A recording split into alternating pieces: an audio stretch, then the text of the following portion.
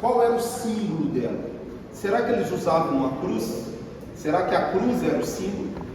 Porque, abre comigo, você está com a sua Bíblia, infelizmente não dá para pôr a Bíblia e o data show ao mesmo tempo, né? Como vocês já leram a Bíblia 5 vezes, eu fico tranquilo.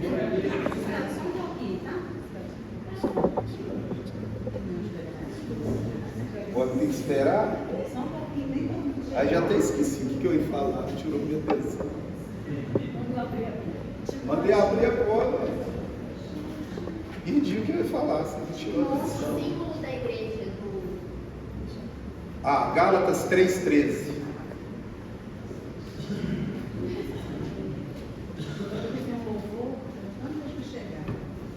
Gálatas 3,13. Por que se usava esse símbolo aí, não a cruz? Primeira coisa, desde quando a cruz foi instituída como símbolo cristão? Esse símbolo aí, você vai ver daqui a pouco, Gálatas 3,13 diz o seguinte: Cristo nos resgatou da maldição da lei, fazendo-se Ele mesmo maldição no meu lugar, porque está escrito: maldito todo aquele que for pendurado no madeiro. A cruz é um símbolo de maldição, ou seja, Ele se fez maldição no nosso lugar. E quem tem que ter uma cruz hoje sou eu e você, para pendurar nossa carne, porque Jesus já desceu da dele. É pecado usar uma cruz? Não. Se você entender que ela é para você, não. Porque a dele, ele já desceu. A cruz só vai ser usada depois do ano 312. Então até o ano 312, presta atenção ali, olha o que é o símbolo. Este é o símbolo da igreja do primeiro século. Olha lá. Você está vendo um peixe e um candelabro, e o pé do peixe e o fim do candelabro formando a estrela de Davi. Olha que coisa. O que quer dizer isso? Eu vou te falar. Judeu e gentio, um só, no Messias, filho de Davi. Olha o símbolo. A igreja era composta de judeu e não judeu, crente no Messias, filho de quem? Davi. Olha lá. Olha o que está escrito embaixo desse pote ali, Em hebraico você lê da direita para a esquerda, para o óleo do Espírito. Era o óleo para ungir o quê? Doente. Então eu estou te mostrando, vou voltar lá nos primórdios da igreja, vou te mostrar como é que ela chegou até os dias de hoje, né? Dia 31 foi celebrado o dia da Reforma Protestante, que foi uma bênção e é uma bênção, né? Mas como que era a igreja na época de Jesus, depois de Jesus, na época de Paulo? Será que eram os moldes de hoje que a gente vê? Será que as igrejas estão obedecendo aquilo que o Senhor mandou ou não? Ou desvirtuaram do caminho? Porque você está aqui para aprender, você não está aqui para julgar ninguém. Nós estamos para aprender e para ensinar outras pessoas. Amém? Mas se nós não retornarmos aquilo que o Senhor mandou, nós vamos perder a nossa identidade de cristão e de povo que foi ser levantado para quê? Abre comigo Mateus capítulo 5, verso 14.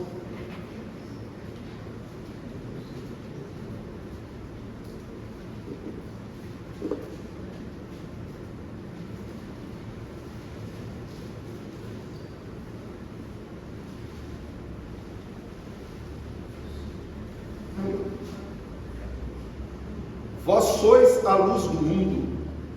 Não se acende uma candeia para colocar debaixo da cama, mas coloca em cima do velador, e assim ilumina todos que entram pela casa.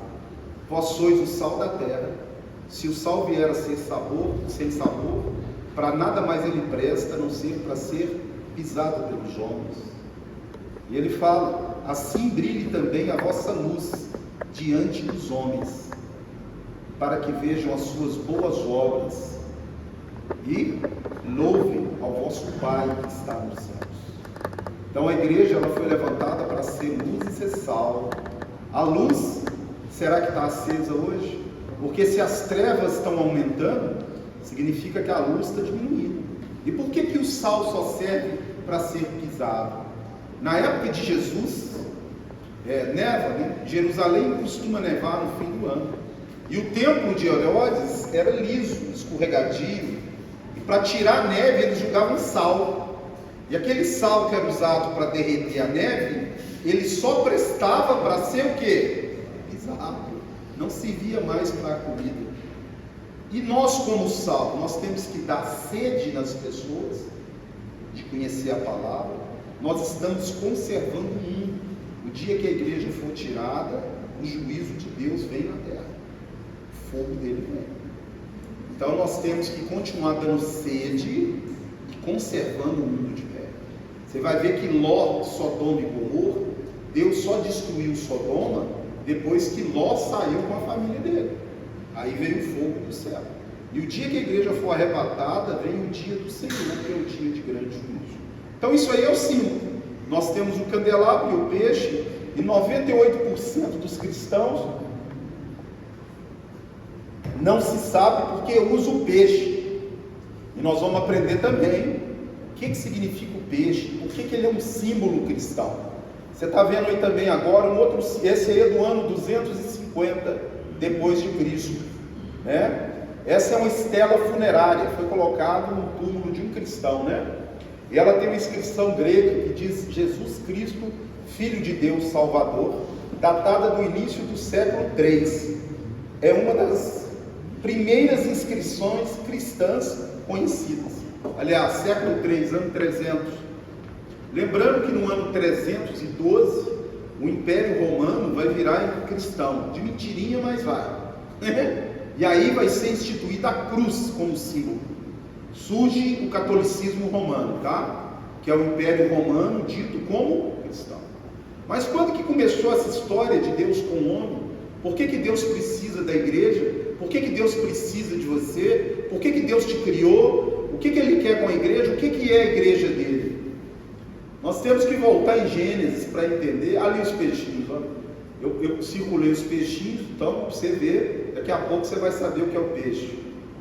Então a primeira profecia que um homem viria esmagar a cabeça da serpente, que Deus ia restaurar o projeto inicial. Qual que é o projeto inicial? O homem eterno morando com ele. O homem não foi feito para morrer. A morte entrou por causa do pecado. Quando o homem peca, Deus, ele fala a primeira profecia messiânica. Ele amaldiçoa a mulher, ele amaldiçoa o homem e ele amaldiçoa a serpente. Pastor, ele amaldiçoa a mulher e ao mesmo tempo vai dar uma bênção para ela. Que bênção? Vamos ver Gênesis 3,15. Em Gênesis 3,15, o Senhor diz, Gênesis, ali está Lucas, está errado, é Gênesis.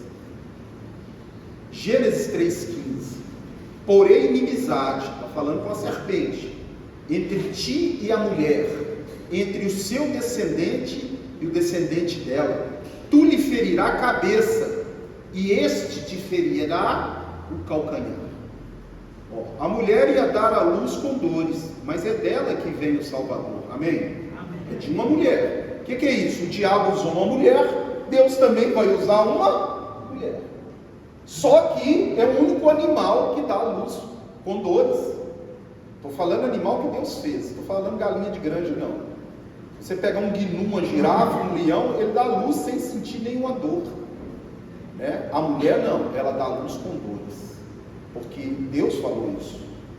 Então repare esses detalhes da Bíblia, porque muitos céticos, né, tem no nosso meio pessoas que não acreditam na Bíblia, diz que a Bíblia é história de carochinha. Pergunta então, por que os gnus lá na África, os filhotes vão caindo, as girafas vão caindo, mas a mulher dá luz com dores. Agora é interessante o hebraico. Que dia que a serpente feriu o calcanhar de Jesus? Você está achando que é na cruz? Fala, não, pastor, foi o dia que pregou ele na cruz. Jesus é intocável. Quem colocou ele na cruz, você não sabe. Primeiro quem matou ele está aqui dentro. Está em Isaías 53:5. Ele foi morto pelo meu e pelo seu pecado. Quem botou ele na cruz, você pode anotar para você ler depois, porque eu falo muito versículo. Isaías 53, de 9 a 11, diz que o Pai colocou ele na cruz. Foi Deus que pôs. E quem deu a vida por você foi Ele. Ele falou: ninguém tira a minha vida, eu a dou por amor de vós. Então, quando é que a serpente vai ferir o calcanhar de Jesus? É interessante o hebraico, a palavra Jacó, Yaakov, vem da raiz de calcanhar. Olha só, porque ele nasceu segurando o calcanhar do irmão. Então o nome Jacó literalmente é calcanhar. Ferir o calcanhar de Jesus é ferir Jacó. E Jacó virou Israel. Então ferir o calcanhar de Jesus é ferir Israel. Pastor, ainda bem que é ferir só Israel. O que você não sabe é que você também é Israel. Amém? Você foi fundido em Israel. Toda vez que o diabo persegue a igreja ou persegue o povo judeu, ele fere o calcanhar de Jesus. Tem isso na Bíblia? Na minha tem. Abre aí comigo Atos capítulo 9, verso 5. O apóstolo Paulo perseguia a igreja e ele prendia aqueles que eram da igreja. Vamos ver o que Jesus vai falar para ele. Atos capítulo 9, verso 5.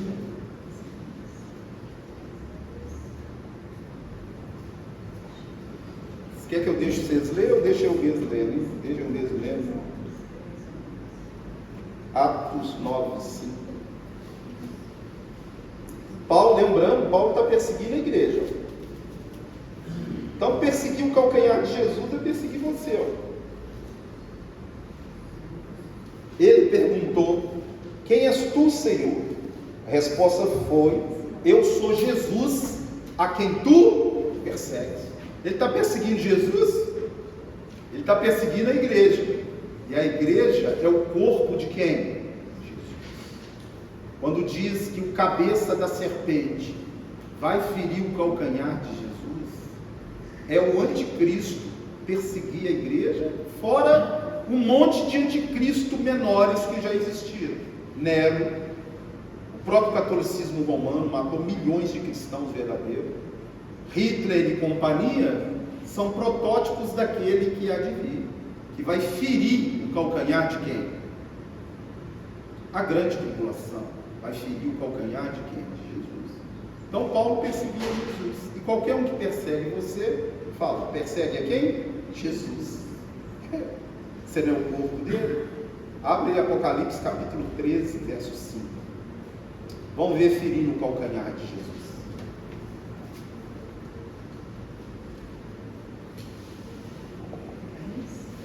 13, 5. Eu vou abrir minha Bíblia para acompanhar, para dar tempo, né? Começar a falar de cor, né?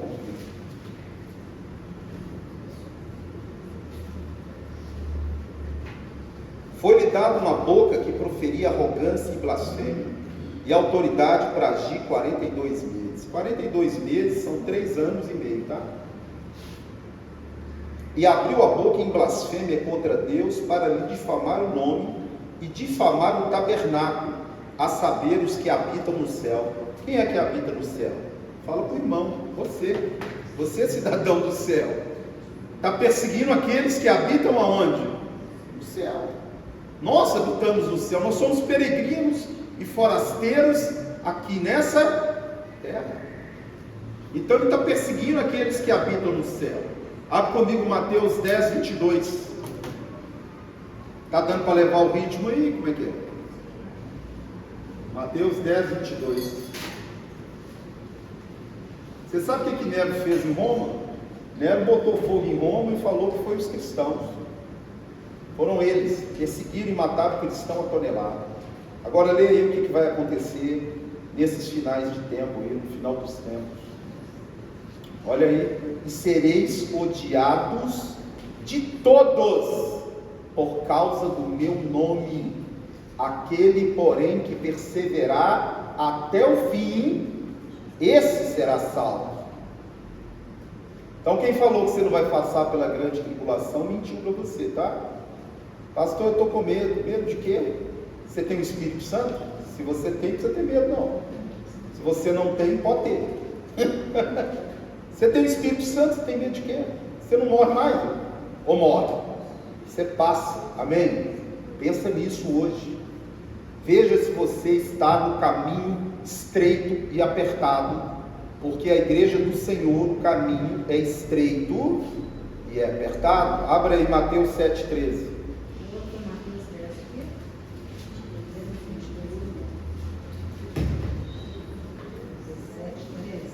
Essa igreja de porta larga, eu não sei de quem que é não, porque de Jesus não é não. A igreja de Jesus, o caminho é estreito e apertado, são poucos. E em nome de Jesus você vai ser um dos poucos, né? Ou não? Ou não? Ó, entrai pela porta estreita. Larga é a porta, é espaçoso o caminho que conduz para a perdição, e são muitos os que entram por ela.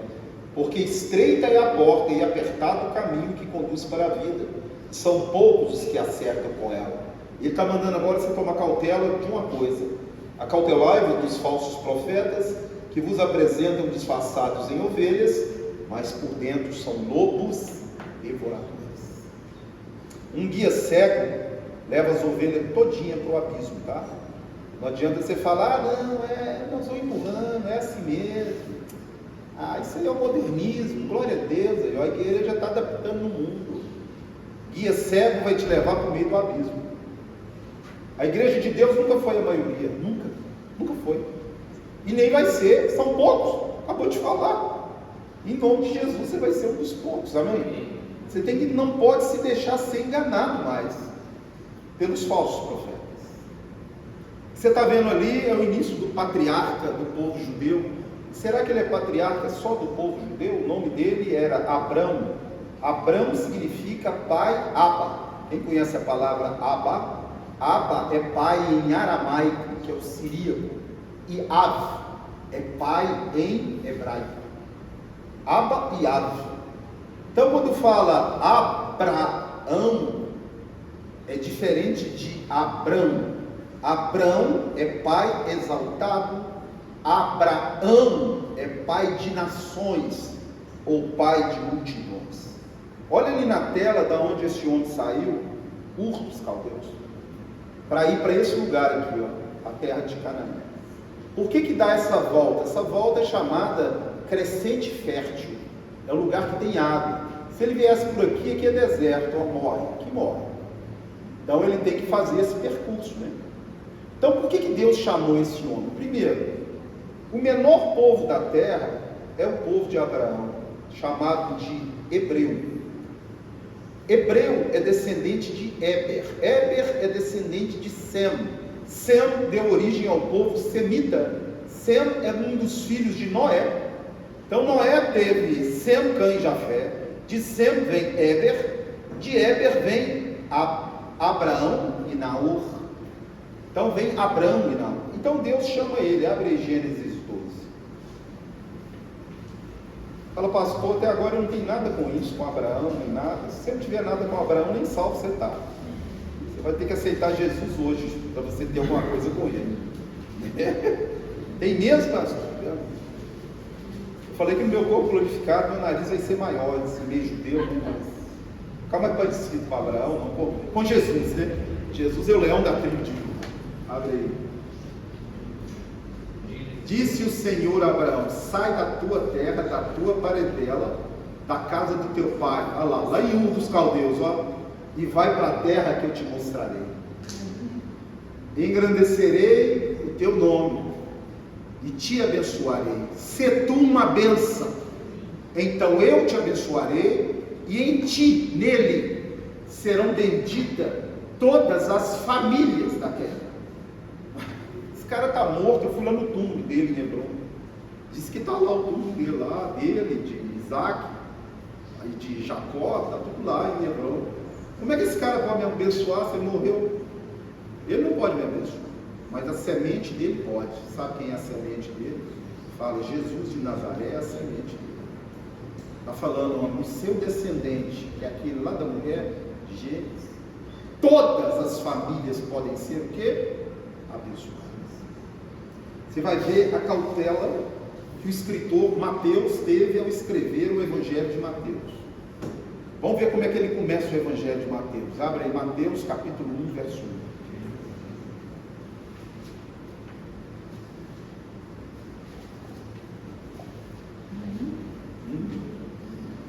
Esta é a genealogia de Jesus Cristo, filho de Davi, filho de Abraão. Aí, ó. Esse aí que abençoa todas as famílias. Mas e aí? Até agora eu não falei o que você tem com Abraão. Deus falou para ele olhar duas coisas. Ele falou, o cara era velho, a mulher velha, sem filho. E Deus falou para ele que a descendência dele seria como as estrelas do céu e como a areia do mar. Você já pensou a cabeça do cara? A mulher já tinha cessado a regra, não ovulava mais. Mas não há impossíveis para todas as promessas de Deus, né?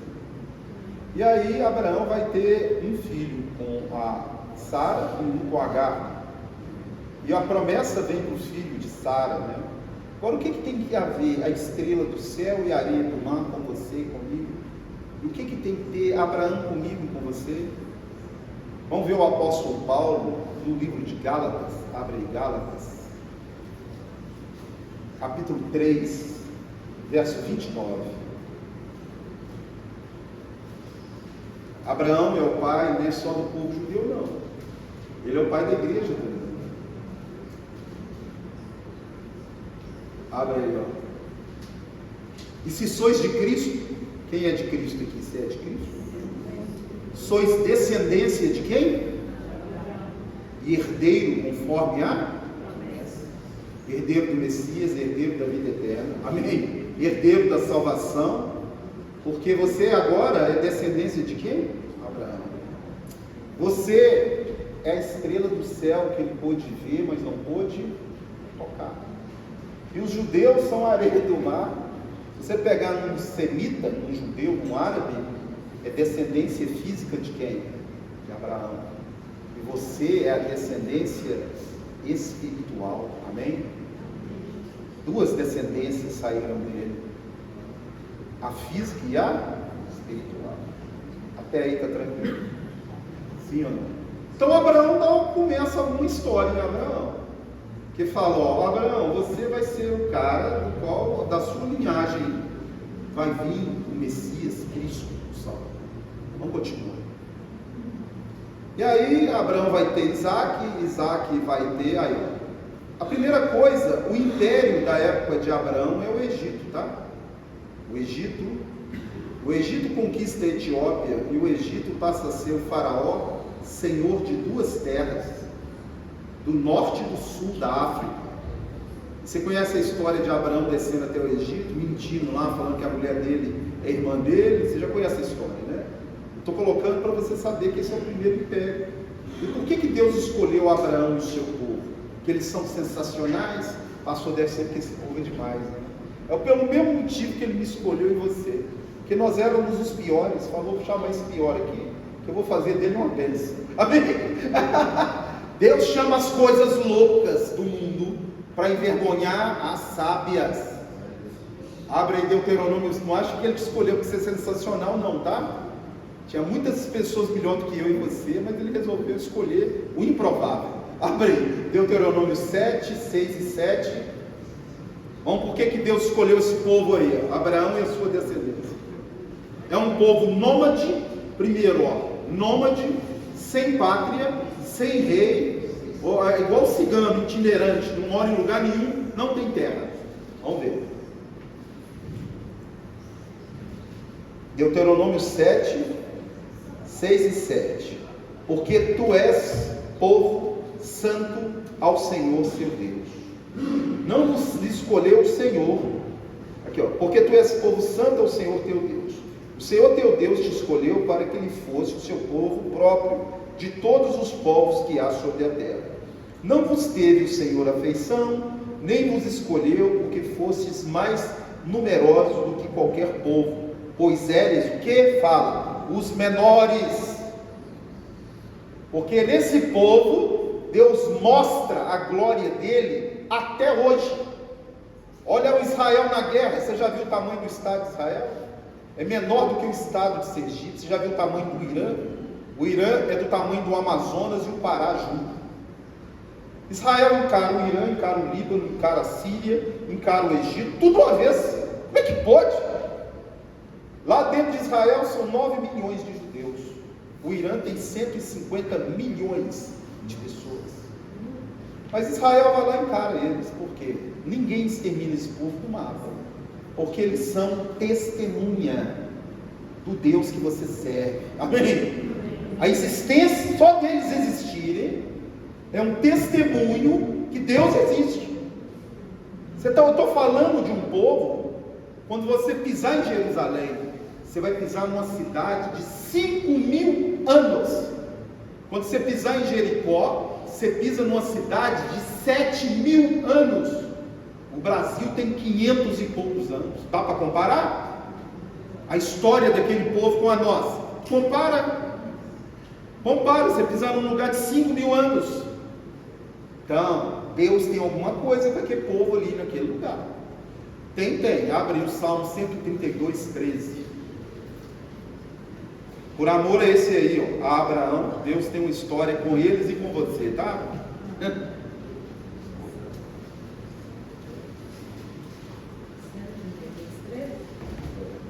Pastor, você não falou de igreja até agora. Eu estou te falando o fundador da igreja primeiro aí, ó. Lógico que Jesus é o cabeça da igreja, mas a história de Jesus começa lá em Gênesis, depois desse homem aí, ó. Pois o Senhor escolheu. Qual lugar que ele escolheu? A Sião. Se você não sabe o que é Sião, é o Monte Sião em Jerusalém. Preferiu-a por sua morada. Este é para sempre o lugar do meu repouso. Aqui habitarei, pois eu prefiro. Está aí, ó.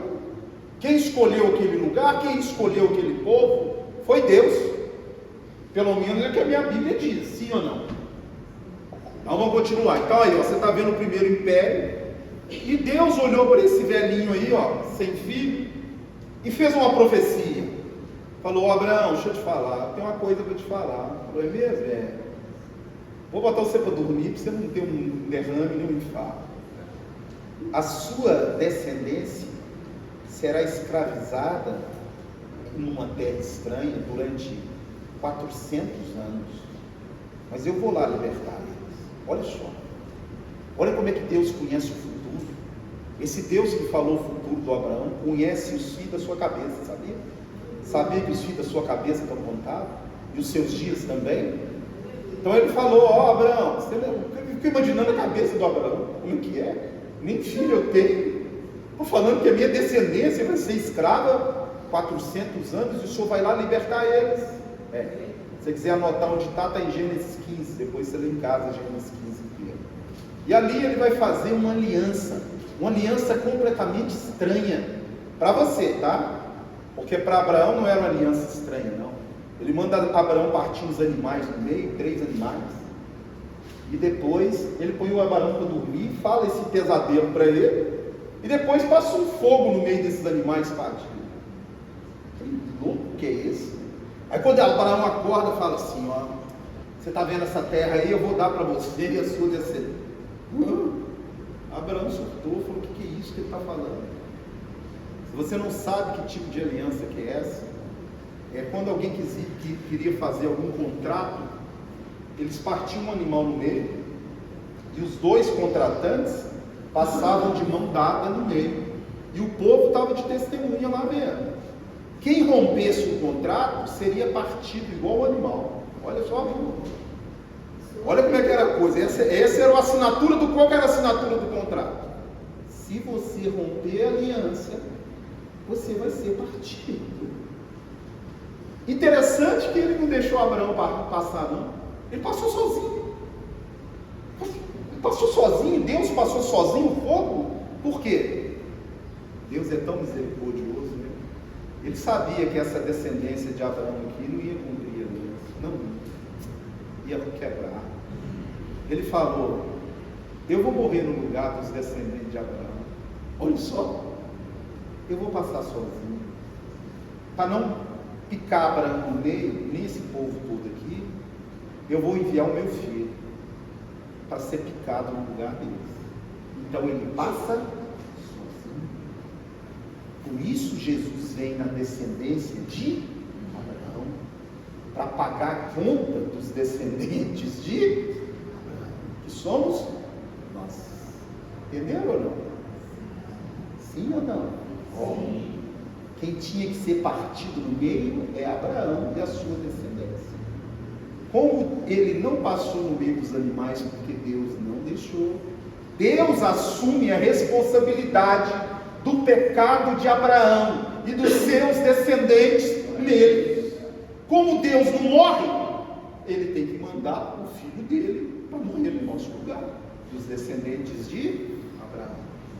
Essa é a primeira aliança da Bíblia, tá? A aliança de sangue que ele fez. Então Jesus vem, nasce na descendência de Abraão, para pagar a transgressão, o rompimento dos descendentes de Abraão. É forte, né? Ou não? Tem gente viajando aí, ó. Entendeu? É isso aí.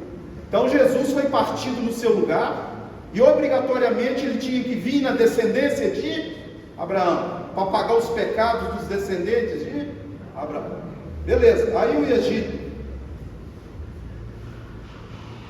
E aí um outro descendente, você tem Abraão, Abraão gerou Isaac, Isaac gerou Jacó. Agora você vai descobrir por que o dízimo é levado na igreja. No Jacó, a primeira vez que aparece a palavra dízimo na Bíblia é quando Abraão dá o dízimo a Melquisedeque. Eu não posso ficar falando detalhe demais, senão esse curso vai demorar uns 4 sábados assim. Então eu vou ser mais resumido. Mas quando Abraão volta da guerra contra os reis, ele pega e dá um dízimo para um tal de Melquisedeque. Primeiro, Melquisedeque não é o nome daquele senhor. Igual Herodes, não tem só um. Igual César, não é só um. O primeiro imperador romano é César Augusto, o segundo é Tibério César. Você vai ter Nero César, César é o título. Você tem Herodes Magno, Herodes Agripa I, Herodes Agripa II, Herodes Arquelau, Herodes Lisânias, Herodes Antipas. E Melquisedeque é do hebraico Melech, rei, de Sedeque, justiça. Lá no livro de Hebreus diz que Jesus Cristo, ele é da linhagem de Melquisedeque, dos reis de justiça. E Abraão dá o dízimo para ele, beleza. Aí, beleza, Abraão gera Isaac, Isaac gera Jacó e Esaú. Esaú vende o direito de primogenitura e vai fugir do irmão dele, né? Ele vai lá, põe pé de cabrito, você já conhece a história, o pai abençoa ele. E quando ele está fugindo, ele resolve deitar numa pedra. Qual que é o pior lugar para você deitar, hein? Cara, capim é melhor, jumento, qualquer lugar, né? Um monte de roupa. Mas ele resolveu deitar numa pedra. Quando ele deita numa pedra, abre uma escada que vai até o céu. E ali ele vê anjos subindo e descendo. E ele fala: olha, esse lugar aqui chama luz. Mas agora não vai ser luz mais não. Eu vou mudar o nome desse lugar para Betel. A palavra Betel no hebraico é Beit, casa, El, Deus. Casa de Deus. E pegou um azeite e virou em cima de uma coluna, em cima daquela pedra. Se você não sabe o que é derramar azeite, é ungir. Cristo, Messias, Mashiach, ungido. Então ele deitou num lugar, abriu um portal para o céu, e ele ungiu aquele lugar e falou: isso aqui é a casa de Deus. Essa pedra é a pedra da casa de Deus. O que mais que ele fala? Vamos ver, abre comigo Gênesis 28.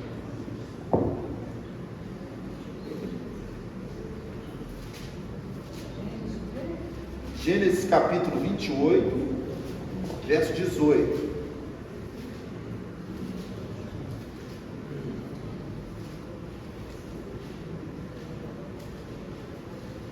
Gênesis 28, 18.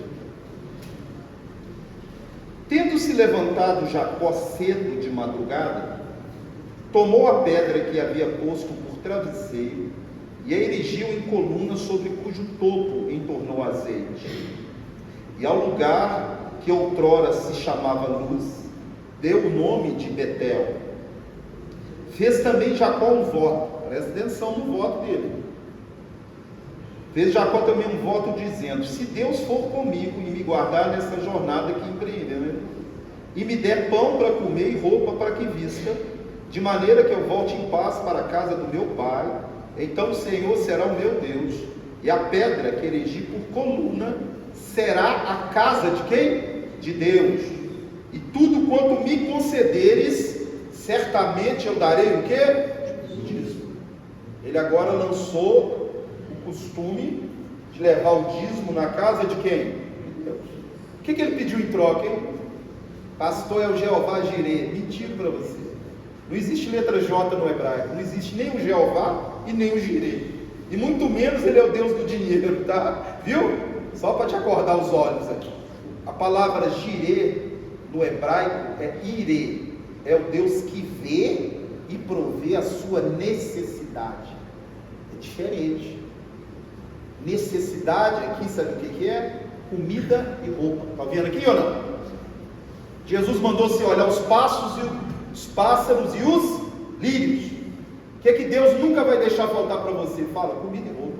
O que Deus deu para o povo 40 anos no deserto? Fala, comida, roupa e segurança. Não é isso que ele falou?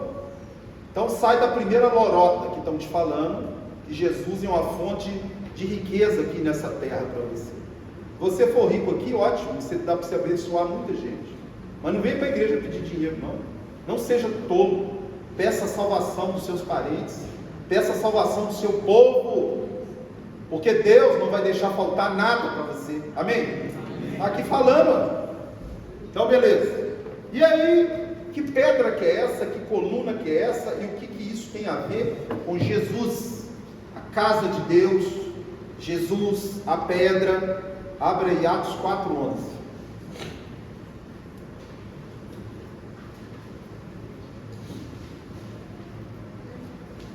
Então ele sonhou, viu o céu aberto, uma escada, os anjos descendo e subindo pela escada, tá? Falou que aquele lugar é a casa de Deus.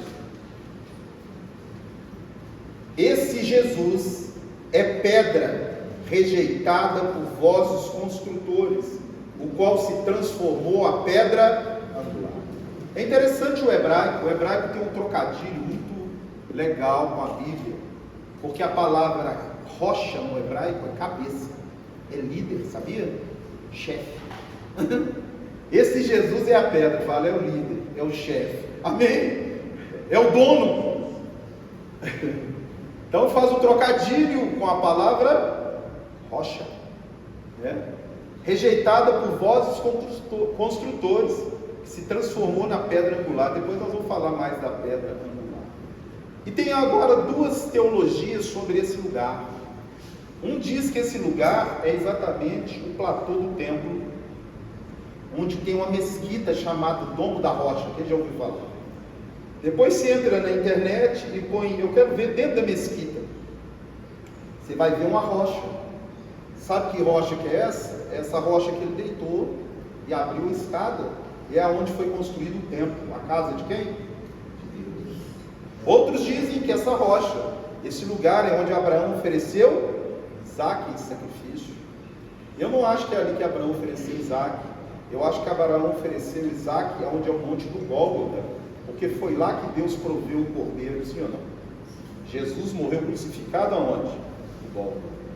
Mas aí você é livre, né? Isso aí não vai te condenar nem te mandar para o céu se achar uma coisa ou outra. O que eu sei é que ele lançou a pedra fundamental da casa de quem? Pastor, e eu sou quem? Você é um cabecinha. Será que você é um cabecinha? Se você é uma rochinha, você é um cabecinha. Abre comigo 1 Pedro 2,4. Vamos lá.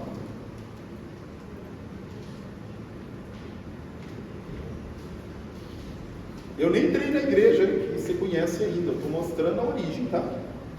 A origem de tudo.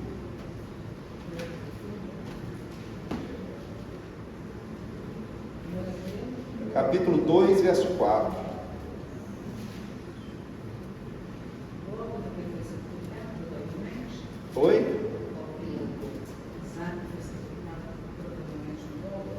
Na minha opinião, que é lá que o cordeiro foi, no templo, onde é o templo judaico, que é onde sacrifica animal. 1 Pedro capítulo 2, verso 4.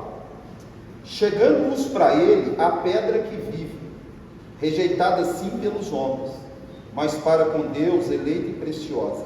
Também vós mesmos como pedras, olha os cabecinhas aí, como pedras que vivem, sois edificado casa espiritual, para seres sacerdócio santo, a fim de oferecerdes sacrifícios espirituais agradáveis a Deus, por intermédio de Jesus Cristo. Aqui já está mostrando o que a igreja é construída, sim ou não?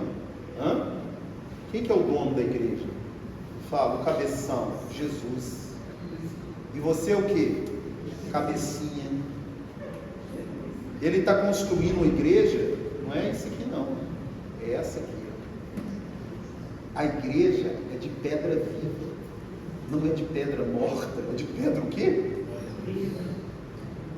Outra coisa, novidade na sua cabeça, a palavra tecton, que você acha que é carpinteiro, é construtor e pedreiro. Essa é a profissão de Jesus. Por isso ele está construindo uma igreja de pedra. Ele é construtor e pedreiro. Ele está fazendo a igreja do Deus vivo, que é você, baluarte na terra. Então, falar que isso aqui é uma igreja está errado. Isso aqui pode ser uma comunidade ou uma congregação, não uma igreja. Porque a igreja são de pedras, vivas. Amém? Sim ou não? Então, só a placa de igreja já está tudo errado. Qualquer igreja que começa com igreja já está o quê? Errado. Você não está indo na igreja, você está indo na congregação da qual se reúne uma igreja. Isso aqui vazio não é igreja, é uma congregação vazia. E quando as pessoas estiverem aqui, aí você tem uma igreja. Então, igreja batista, igreja presbiteriana, tudo nome o quê? Errado. Igreja adventista, igreja sei lá do quê, igreja católica, biblicamente está errado. Tá? Começou já pelo nome errado. Sim ou não? Vamos continuar.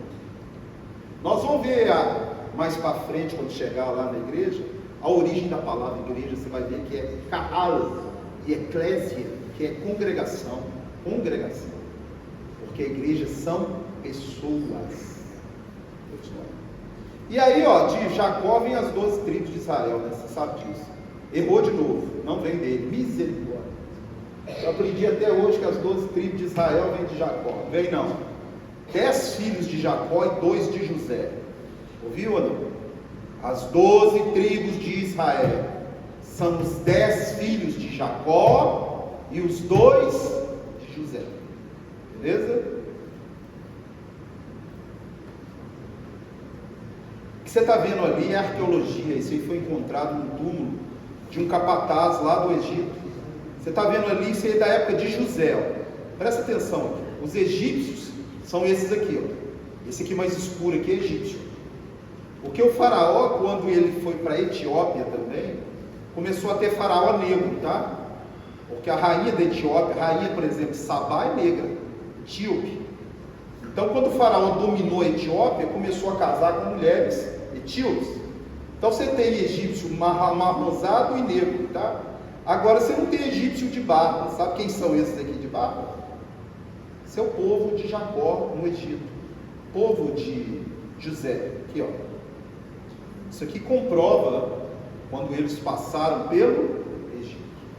Você sabe que esse faraó que era favorável a José vai morrer, e vai morrer outro. Eles vão esquecer de José e vão escravizar o povo, sim? E aí Deus vai lá libertar eles, né? Aí eu botei o Mar Vermelho, é quando eles saem do Egito, né? Através da Páscoa, da última praga, e vão em direção à terra prometida. E aí, o que Deus vai falar para esse povo? Sabe qual que é o desejo de Deus hoje? Fala, pastor, qual que é o desejo de Deus? Manifestar aqui visível no nosso meio. Se ele fizer isso aqui agora, ele mata todo mundo, todos vão morrer. Estou falando de Jesus, não. Jesus pode aparecer aqui, você não vai morrer. Mas se o Pai aparecer aqui, todo mundo aqui morre. Mas é o desejo dele. Ele quer viver junto conosco, visivelmente. Se você ler Apocalipse, abre aí Apocalipse 22:5, desejo dele vai se concretizar lá no fim. Vamos ver. Apocalipse 22, 5.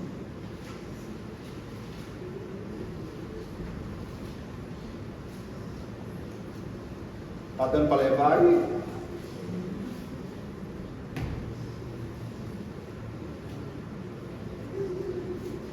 Apocalipse 22, 5.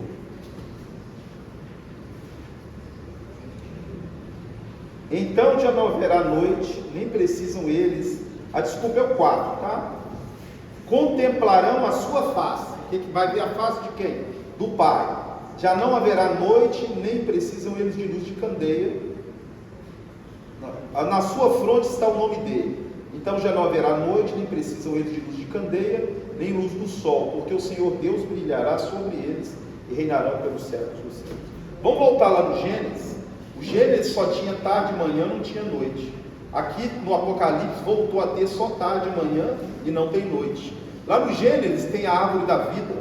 No Apocalipse, no capítulo 22, volta a ter a árvore da vida. No Gênesis o homem andava com Deus e não morria. Em Apocalipse você volta a andar com Deus e não morre. Em Gênesis o homem é eterno. Em Apocalipse o homem volta a ser eterno. Aonde está na Bíblia que ninguém pode ver a Deus e ficar vivo? Abre comigo Êxodo capítulo 33, verso 20. Tá calor? Se quiser pode aumentar o ar. Tá bom. Tá bom? O que você está achando gelado? Ah, tem? Então tá, então deixa. Não estou perguntando. O que eu falei? Êxodo 33, 20. Êxodo 33, 20. E acrescentou o quê? Homem nenhum poderá ver a minha face e viver. Nenhum homem pode ver a face do Pai e ficar em pé. Nenhum. Ok? Você só vai poder ver o Pai no dia que você receber um corpo glorificado para morar com Ele. Então beleza, qual que é o desejo de Deus? Morar conosco. Por que Ele não pode fazer isso? Vai matar todo mundo, então você vai ter que ser transformado, receber um corpo glorificado. Então Ele tirou o povo do Egito, e Ele estava doido de caminhar no meio desse povo. Deus querendo, sabe o que Ele faz? Leia aí Êxodo 25, vai mandar construir um santuário para Ele poder andar lá dentro, para não matar eles.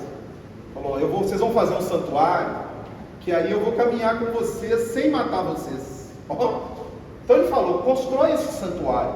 E é um santuário móvel, tá? Onde Deus queria ir, Ele ia e levava o povo com Ele.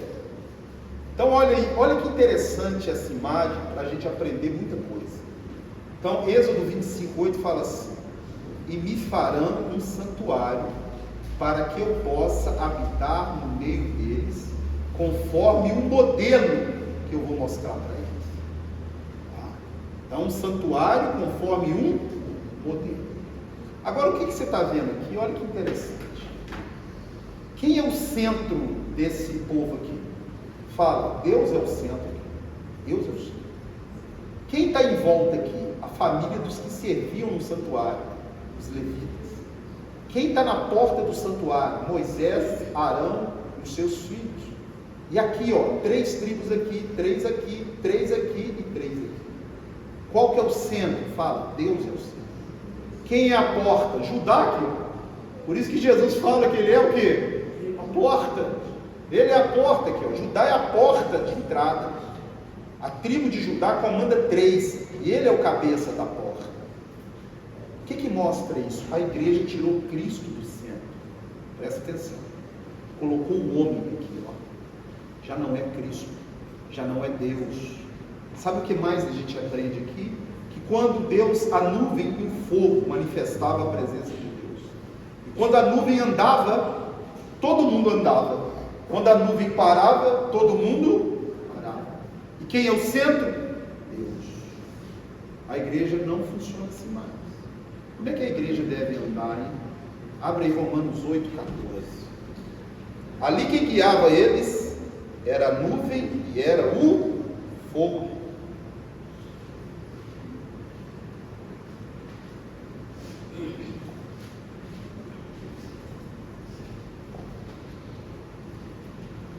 Romanos 8,14.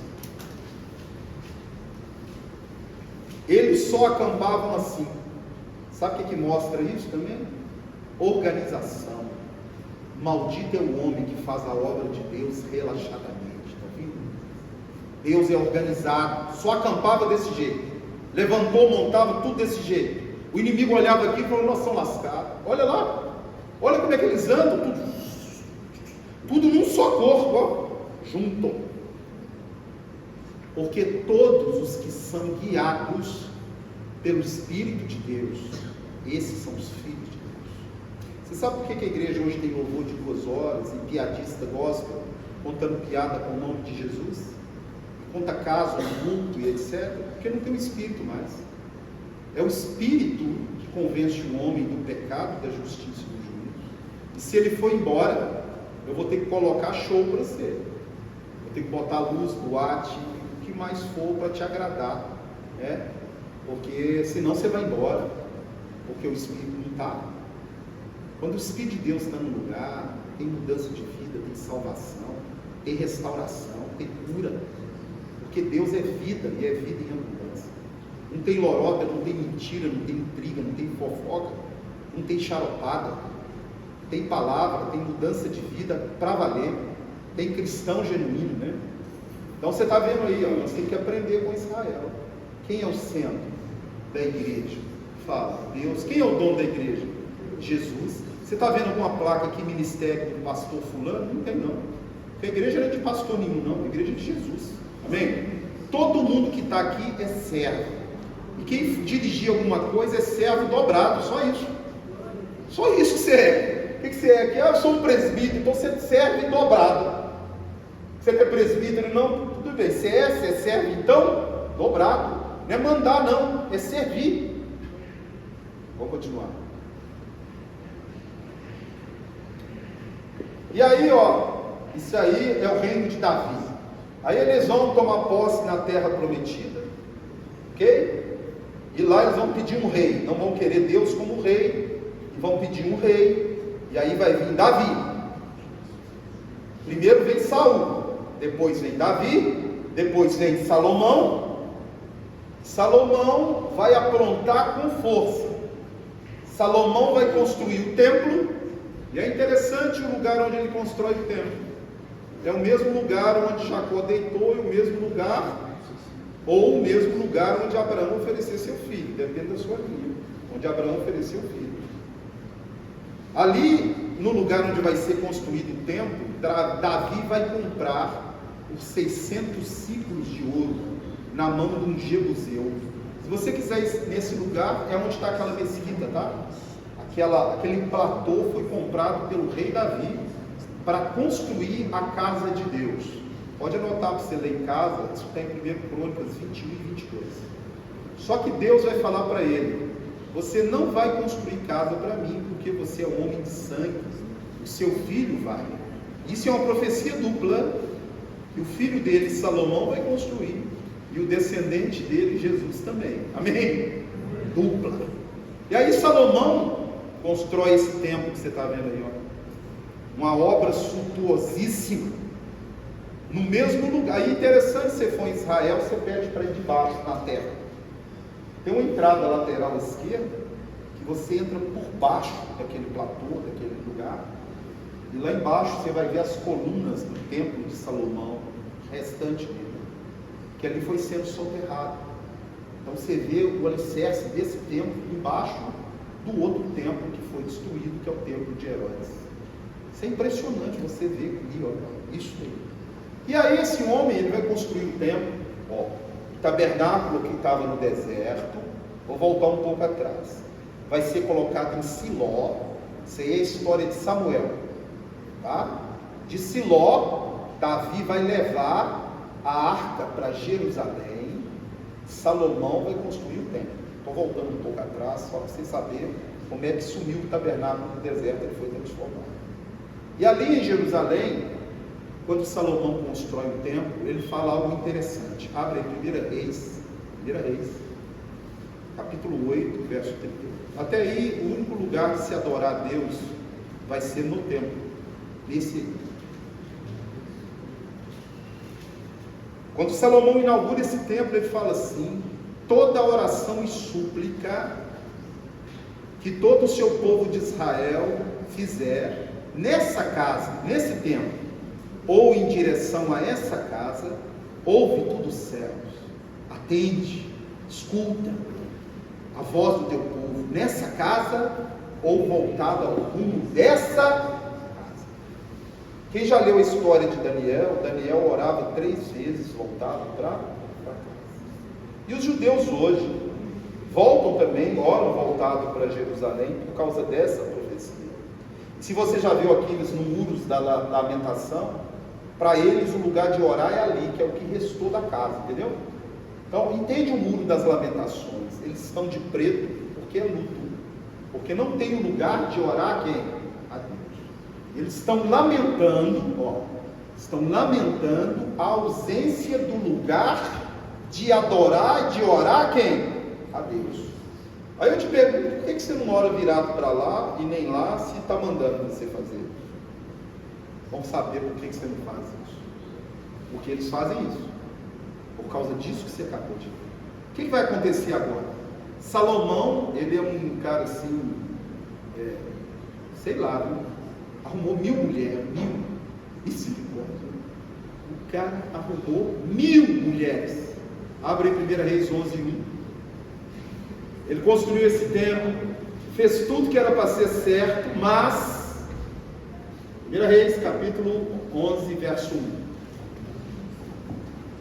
O rei Salomão amou muitas mulheres estrangeiras.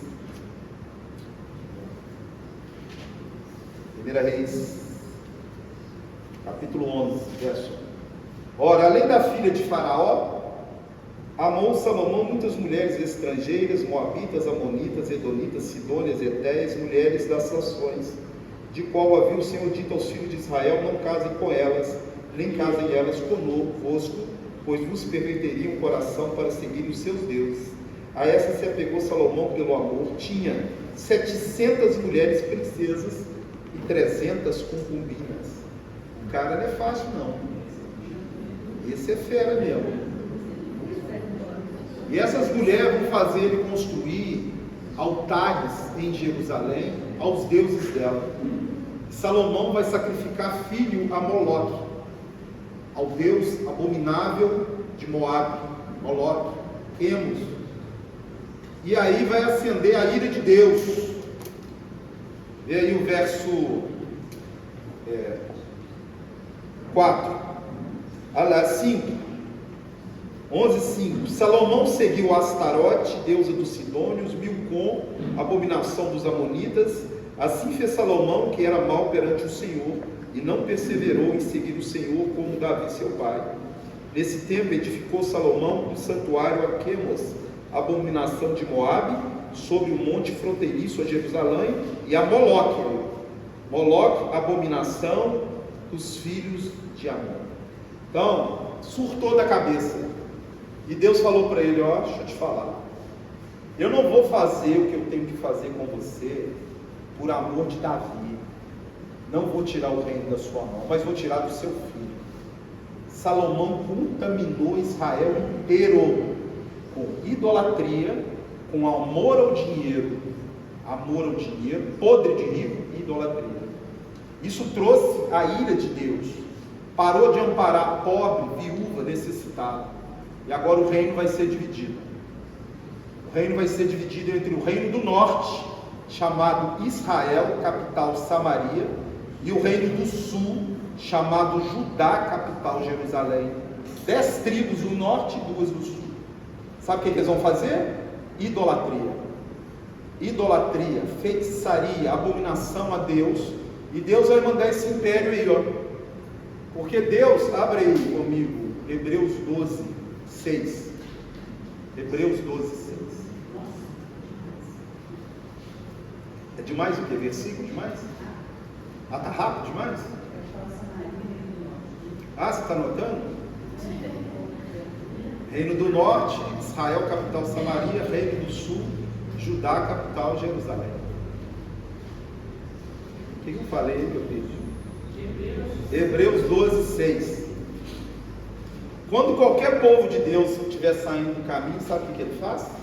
Corrige, igual o pai corrige o filho. Hebreus 12:6. Pois o Senhor corrige a quem ama e açoita a todo que recebe como filho. Sabe o que Deus vai fazer? Vai corrigir eles com esse império que você está vendo aí. Esse aí é o império assírio. A capital é Nínive. Já ouviu falar de Nínive? Pastor, onde é Nínive hoje? É lá no Iraque, Mossul. E é interessante que lá no Iraque tem o ISIS, o Estado Islâmico, e uma das técnicas dele de matar cristão e judeu é degolando. Está na cabeça. Você vê na televisão, eles põem os caras enfileirados. Isso é porque os espíritos dali, os demônios, continuam ali. Os demônios de degolar. Porque esse império aí, ele tem um costume bem estranho. Na época lá do reino dividido, eu vou te mostrar na arqueologia, ó, você está vendo aí, eles estão empalando pessoas, tá? Do lado de lá, ó, aqui, ó, está cortando a cabeça do cara, aqui, ó. Está degolando o cara aqui, ó. A faca aqui cortando o pescoço desse cara aqui. E aqui você está vendo ele tirando a pele do cara vivo, tá? Viu? Então o império assírio empalava, degolava e tirava a pele do cara vivo, igual tiro de boi. Foi esse império que veio no reino do norte. Espalhou as 10 tribos do norte pelo mundo. Foram espalhados. Sobrou Judá e Benjamim, chamado Judá, que é o reino. E aí, eles também vão ficar na idolatria. E aí Deus vai mandar esse império. Esse aí tem outro jeito de tratar com as pessoas. Normalmente fura os olhos com brasa quente e põe o cara para rodar moinho igual jumento até morrer. Esse aí. Mata também, adoidado, Babilônia. E Deus chama o rei da Babilônia, Nabucodonosor, de meu servo, e manda ele fazer aquilo que ele está designado, e vai levar o povo judeu 70 anos para o cativeiro. 70. E aí eles vão sair do cativeiro. Ah não, ainda não. Aí vem o império assírio e domina a Babilônia. Ó, primeiro foi o Egito, depois foi o império de Salomão, depois foi o império assírio, agora é o império babilônico e depois o império medo-persa. Que império que é esse aí na Bíblia? Já ouviu a história de Esther, rei Assuero? Ele é um rei do império medo-persa. Agora o mais famoso deles, o escrito dele está lá na ONU, nas Nações Unidas, tem uma cópia de um objeto, de um escrito dele, porque esse homem foi profetizado 150 anos antes de nascer pelo profeta Isaías. Falou que esse homem seria um libertador, seria um pastor, seria um ungido de Deus. O nome dele é Ciro. Você está vendo o túmulo dele hoje, está no Irã, túmulo de Ciro. E aqui está o tablete de Ciro. Esse aí é um escrito, é um documento. Sabe o que está escrito nesse documento? Ele libertando todos os povos que eram escravos dele, para voltar para a sua terra e reconstruir as suas cidades. E ele ia colocar governadores, não seriam escravos mais. Esse homem foi profetizado, tá? Você pode anotar para você ler depois. Isaías 44, 45. Deus chama ele de meu ungido, meu servo. E aí o povo judeu vai sair agora, vai voltar para Jerusalém. Depois de 70 anos, Jerusalém está completamente destruída, o templo está destruído, e eles oravam em direção às ruínas do templo. Aqui não tem igreja não, só tem um povo judeu na terra, orando ao templo, com lugar de adorar a Deus. A história de quem aqui agora, pastor? Neemias e Esdras. Estou caminhando na Bíblia inteira com vocês. Neemias e Esdras vão reconstruir o templo e a cidade em 49 anos. Beleza? Você fala, agora eles aprenderam, né? Aprenderam não. Não aprenderam. Começaram a dar para Deus animal cego, manco. Começaram a levar a coisa toda avacalhada. Olha só. Tudo avacalhado. E aí vem outro império. Esse é Alexandre o Grande. Esse império está na sua Bíblia, só Daniel que cita ele. Mas a história desse império está no livro de Macabeus, tá? que é um livro considerado apócrifo, mas é um livro histórico de Israel. E nesse período, o que acontece? Alexandre o Grande derruba o Império Medo-Persa e ele morre novo. Ele morre. E aí esse império, chamado Macedônico, vai ser dividido entre 4 generais. 4. Se você ler o livro de Daniel, pode anotar aí para você ler, Daniel 7, você vai ver que tem um leopardo de 4 cabeças. É um império grego dividido. Esse aí é o leopardo de 4 cabeças. Os 4 generais. Eu coloquei o busto deles para você ver que eles existiram. Uma história aqui. Esse aqui chama Cassandro, Lisímaco, Ptolomeu e Seleuco. Fala, o que eu tenho com esse Ptolomeu aqui? Você já ouviu falar em Cleópatra? Quem já ouviu? É neta desse aqui, ó. Neta desse, Cleópatra. Existiu, tá? E esse aqui, Seleuco, ele vai dar origem a uma pessoa que Jesus cita.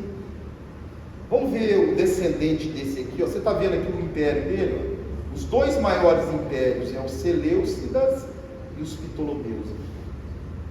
Quem é o descendente desse cara que é citado por Jesus? Abre aí Mateus 24:15. É um cara gente boa, viu? Misericórdia. É um cara gente fina. Quando, pois, virdes o abominável da desolação que falou o profeta Daniel. Esse é o descendente desse aí, ó. Eu vou colocar ele aqui para você ver quem é o abominável. Olha ele aí, ó. Esse aí, ó. Esse aí é o cara que Jesus está citando. Ele é um protótipo do anticristo. Então você tem que aprender com ele. O que esse homem fez, o anticristo vai fazer, tá? E o que ele fez?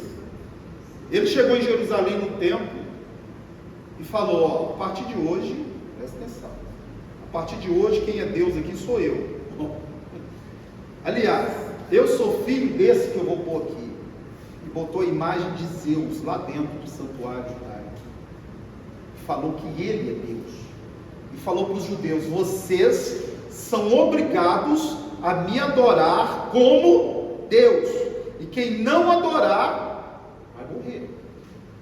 Pegou um porco, que é um animal imundo, sacrificou lá no templo. Profanou tudo. Falou, a partir de hoje acabou essa coisa de um Deus único, de Deus de Israel. Acabou. Deus aqui sou eu sou filho desse. A imagem que está lá, a imagem de Zeus. Isso mais ou menos 180 antes de Jesus nascer. E por que eu estou citando isso? Porque para você saber de igreja, vai acontecer algo aqui muito importante que você tem que saber. Esse é um período de 400 anos que está faltando na sua Bíblia, que a Bíblia não conta. Ela termina em Malaquias e depois vai para Mateus. Ela sai do império, do império Medo-Persa, não passa pelo grego, nem e já entra no romano. Então, aí o que vai acontecer? Ele vai para a imagem de Zeus, é essa aí, tá? O altar pagão dentro do santuário, a profanação do templo por Antíoco Epifânio, que significou um porco no templo. Você falar, pastor, ainda bem que é lá em Jerusalém, né? Mas eles estão colocando o porco dentro desse templo aqui, ó. Sabia não? As doutrinas que estão no meio evangélico é a profanação do santuário, sabia? Quando ensina uma coisa que Deus não mandou, quando você aprende algo que não está nas escrituras e segue aquilo, é um fogo estranho, é uma doutrina do anticristo. O que o anticristo quer fazer dentro desse santuário, que somos nós? Tirar a verdade, colocar a mentira, sem você saber que está na mentira. Entendeu? Eu tiro a verdade e ponho a mentira. E você acredita na mentira como se fosse o quê? Verdade. O que eu consigo fazer com isso? Eu consigo apagar o espírito dentro de você. E eu consigo levar você de volta para o mundo, para as mesmas práticas que você tinha antes de converter, e mostro para você que é tudo normal. Estou falando alguma bobagem aqui ou é isso que está acontecendo? Hoje você pega um cristão, põe do lado do ímpio, ele costuma ser pior do que o ímpio, o suposto cristão. Porque essa doutrina, o porco, profanou o santuário. A doutrina de porco, a doutrina da teologia da prosperidade, né? Essa doutrina dessa porta larga, a doutrina dessas igrejas copiando lá Austrália, Estados Unidos, essa doutrina de fazer um hipnotismo com as pessoas num louvor que é uma mantra que dura 2 horas repetindo a mesma coisa, essa doutrina de só extorquir as ovelhas em dinheiro, essa doutrina de igreja oculta, que o dízimo não é aberto para os membros saber. Isso é ocultismo. Para mim é ocultismo. Se o dinheiro é de Deus, por que não pode prestar conta? Por quê?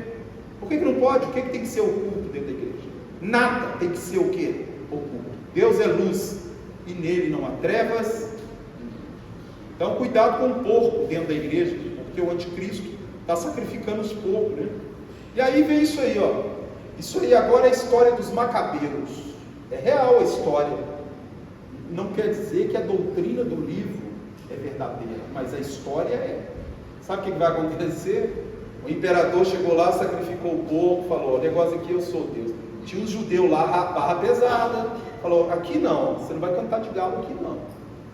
O nome dele, sabe qual que é o nome do cara? O nome é interessante. Um chama Matatias Macabeu e o outro chama Judas Macabeu. Sabe o que significa Macabeu em hebraico? Porrete. Judas o porrete. Não. E o outro velhinho, Matatias o porrete. Literalmente ele vai fazer uma insurreição e vai colocar o imperador grego para correr, e vai ser a vitória dos macabeus. E sabe o que vai acontecer? Eles passam a ser reis e sacerdotes. Aí zebrou, entrou a política junto. Hoje tem pastores colocando esquerdista no púlpito para orar pela vida de esquerdista que apoia aborto, ideologia de gênero e outras coisas. Misturou com a política. Pastor tem que ensinar a votar. Você não vota em partido que apoia aborto, que apoia isso. Agora o candidato, você escolhe, desde que não seja dessas ideologias. Agora eu botar no púlpito um cara que eu sei que apoia aborto e orar por ele, estou compactuando, sim ou não? Eu sou cúmplice. O que aconteceu aí? Os sacerdotes pipocaram, ficaram agora, nós vencemos a guerra, nós somos os caras, e nós vamos governar. Sabe o que vai acontecer? Vai ter um racha no meio sacerdotal. E aí você vai conhecer uns nomes que você ouviu no Novo Testamento e nunca soube a origem deles. Exemplo, se eu te perguntar o que é um fariseu, você sabe? Um escriba? Um zelote? Da onde vem esses caras? Do nada? Brotaram lá no Novo Testamento? Não. Eles vêm do período dos macabeus. Vem essas seitas. Aí está falando da guerra, depois eu ponho para vocês. Aí vai vir essa turma aí, ó. Vai rachar a elite sacerdotal. E eu vou explicar um por um para você entrar lá na época de Jesus. Esses fariseus aqui na época não era corrupto não, tá? Esses aqui. Os fariseus acreditavam em anjo, ressurreição e eram favoráveis aos pobres. Os fariseus. Nessa época era. Na época de Jesus já estava tudo corrompido.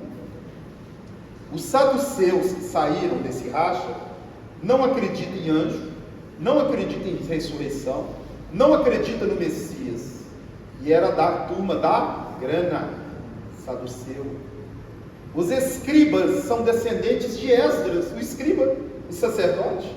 E eles tinham um status, porque só eles compilavam a Torá, faziam cópias da Torá. Eles eram doutores da lei que copiavam a Torá. Veio o Zelote, que é da turma dos Macabeus, que falava o seguinte: nós estamos esperando o Messias, igual ao rei Davi, que vai matar os romanos tudo. Esse aqui, ó, Zelote. E o Essênio falaram: ó, nós estamos fora disso tudo. Nós vamos morar nas montanhas, nós não queremos nos contaminar com o pecado de ninguém. e vamos morar numa sociedade separada. E eles iam na cidade pregar e voltavam, tá? Muitos eram celibatários, nem todos. Alguns eram celibatários e viviam só o Senhor. Possivelmente, João Batista um essênio. Pedro, mais da linha do Zelote, cortou a orelha do cara com a espada. E Jesus, hein? Entra aí onde aí? Nenhum desses? Será que Jesus é algum desses ou não? Jesus é Jesus, pastor. Se Jesus é Jesus, como é que ele entrava numa sinagoga e lia lá o livro do profeta Isaías, se ele não fosse nada disso aí? Pô, tem que ser de algum desses. Está curioso, né? O que é misericórdia? Me conta aí. Vou contar não, vou deixar você ler a Bíblia toda e depois te conto. Você vai dormir. Aí vem o Império Romano aí, ó. Então quando o Império Romano entra, você tem aquelas seitas judaicas. Vou tirar uma coisinha da sua cabeça. Você aprendeu até hoje que toda seita é algo hediondo a Deus, né? Sim ou não? Pois eu vou te ensinar o que é seita. Existe seita herética, seita não herética.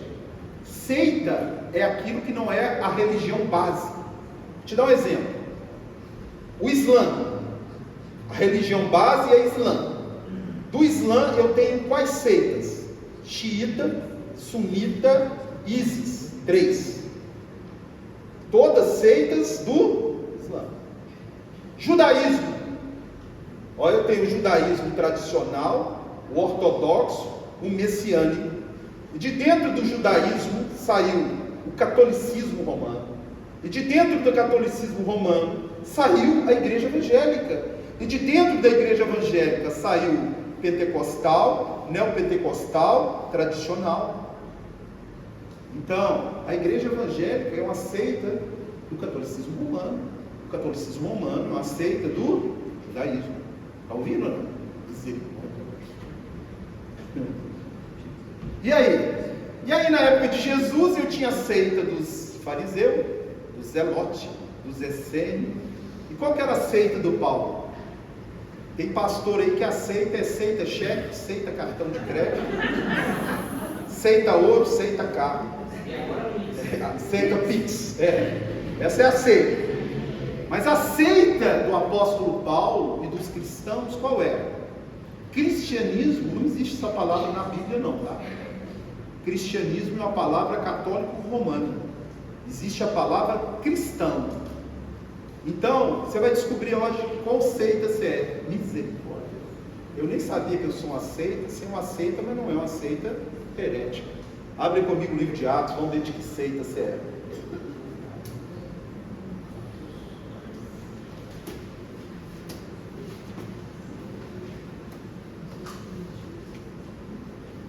Atos capítulo 24. Vamos ver o apóstolo Paulo, se é da mesma seita dele, né? Do apóstolo Paulo. O apóstolo Paulo era um fariseu, era. Aí agora ele trocou de seita, vamos ver. Verso 5. Porque tendo nós verificado que este homem é uma peste, está falando do Paulo, tá? E promove sedução entre os judeus espaços por todo o mundo, sendo também o principal agitador da seita dos nazarenos. Qual seita? Essa é a sua seita. Tem outro nome também que eles dão para a seita dos nazarenos. Vamos ver aqui. Olha aqui o verso 14.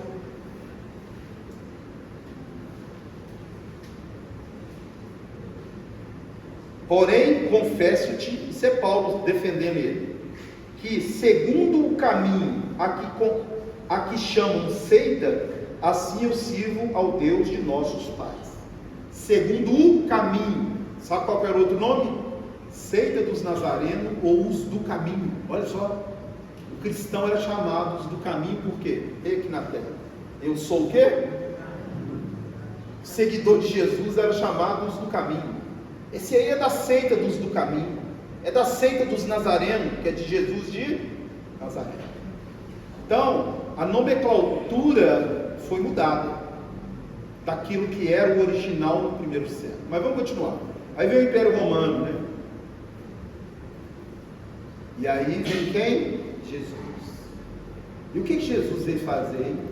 pastor veio salvar a gente. Muito mais do que salvar a gente, é muito mais do que isso.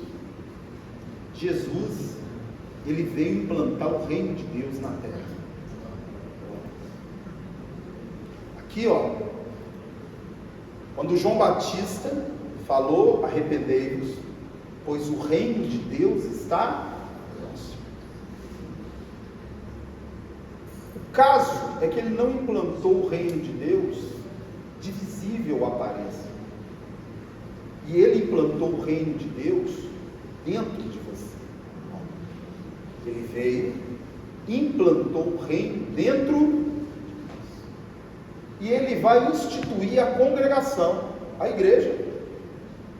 E é interessante que eu tive nesse lugar que você vai ver agora, porque quando fala assim, as portas do inferno não vão prevalecer contra a igreja. É a primeira vez na Bíblia que aparece a palavra igreja. A primeira vez que vai aparecer. Então, até Jesus, aonde se adorava Deus? No templo. O templo estava todo corrompido. Quem queria ouvir a voz de Deus tinha que ir no deserto escutar João Batista. E Jesus implantou, falou: eu vou implantar o reino dentro de você, tá? E aí beleza, ele veio, ensinava. O segundo maior ministério de Jesus, ensino. E o ministério dele começou quando, hein? Isso é interessante. Você vai ver a primeira vez que aparece a palavra igreja e quando é que começou o seu ministério. Até os 30 anos, você sabe o que Jesus fazia? Casa. Amém? Ele era um construtor. Olha comigo Lucas capítulo 3.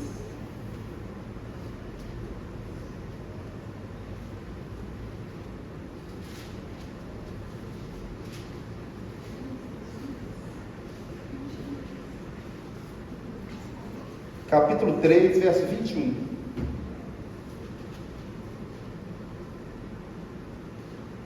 Vamos fazer um intervalo, tomar uma água, um café, vamos? 15 minutos, tá? Parei em Lucas 3, e aí a gente vai ver.